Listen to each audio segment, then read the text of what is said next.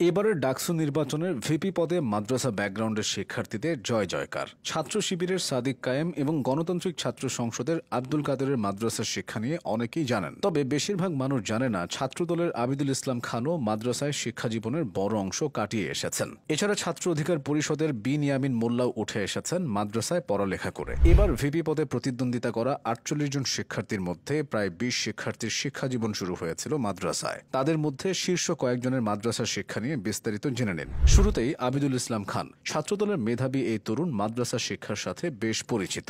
আবিদুল ইসলাম খান তামিরুল মিল্লাত কামিল মাদ্রাসার টঙ্গী শাখা থেকে আলিম সম্পন্ন করে এসেছেন। বর্তমানে তিনি ঢাকা বিশ্ববিদ্যালয়ের ইসলামিক স্টাডিজ বিভাগে অধ্যয়ন করছেন। তার কথাবার্তা ও চালচলনেও মাদ্রাসার শিক্ষার প্রভাব ফুটে ওঠে। নম্র ও মিষ্টভাষী এই ছাত্রনেতার পরনে বেশিরভাগ সময় পাঞ্জাবি থাকে। আসা যাক সাদিক কায়েম প্রসঙ্গে।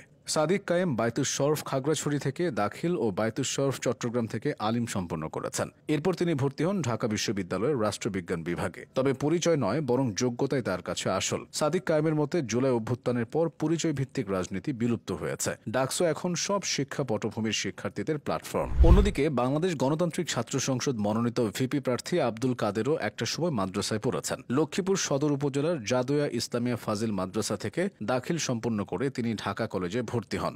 সেখান থেকে এইচএসসি পাশ করে পরবর্তী সময়ে কাদের ঢাকা বিশ্ববিদ্যালয়ের সমাজ কল্যাণ ও গবেষণা ইনস্টিটিউটে ভর্তি হন। কাদেরের মতে দীর্ঘ ১৭ বছর মাদ্রাসা শিক্ষার্থীদের মার্জিনালাইজ করা হয়েছিল। ছাত্রলীগের গেস্ট রুমে মাদ্রাসা পরিচয় থাকলেই বাড়তি করা হতো। জুলাই বিপ্লবের পর পরিস্থিতি পাল্টেছে। বাংলাদেশ ছাত্র অধিকার পরিষদ সভাপতি বিন ইয়ামিন মোল্লাও উঠে এসেছেন মাদ্রাসায় পড়ে।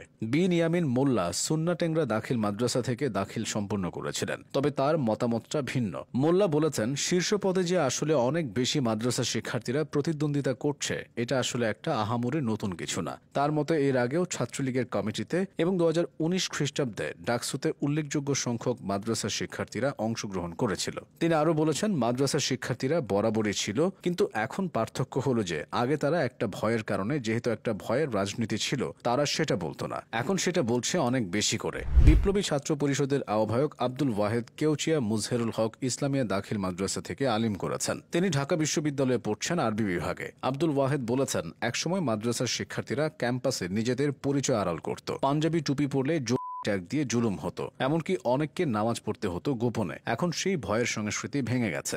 অপরদিকে স্বতন্ত্র প্রার্থী মোহাম্মদ জামাল উদ্দিন খালিদ পড়ছেন আরবি বিভাগে। তিনি হিফজ শেষ করেছেন বাবার কাছে। আলিম পড়েছেন লতিফগঞ্জ ইসলামিয়া ফাজিল মাদ্রাসা ফরিদগঞ্জ চাঁদপুর থেকে।